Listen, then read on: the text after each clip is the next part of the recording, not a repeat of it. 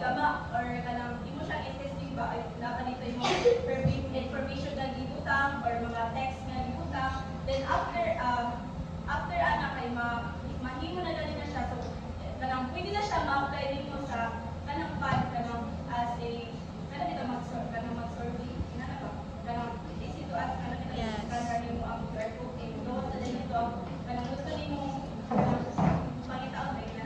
Then we have a 10 ways to integrate QR code for teaching.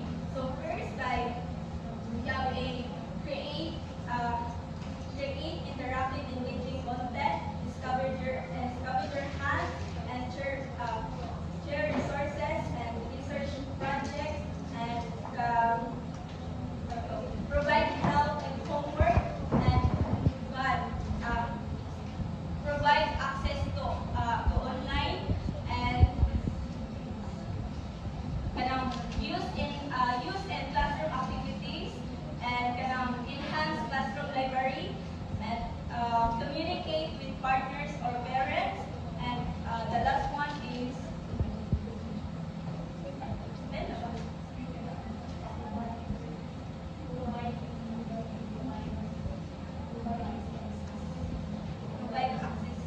provide resources.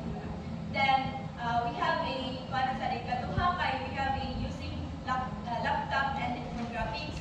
So ang paggamit po sa laptop sa paggamit ang kita also learners kay makagamit na tag laptop no kanang while mag-show tag mga PPT muna na especially po sa mga teachers sa para maingat yo ang kanang ang sa paggamit po guys I think sa tools guys kay mag-expand siya mag-matter siya kung ano sa imong every time magklasika. Yeah, for example, bata yung imong i-handle alangan po gamit ka ng tablet or kanang cellphone.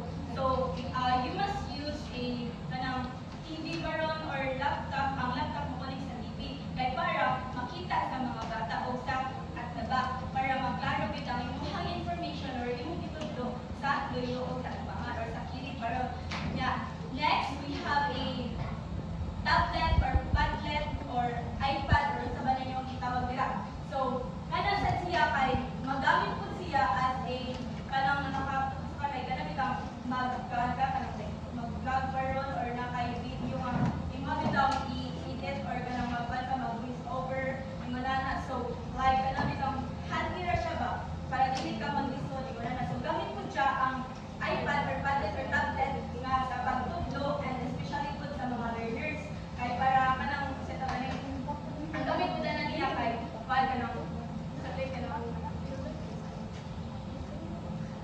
basta gamit na siya.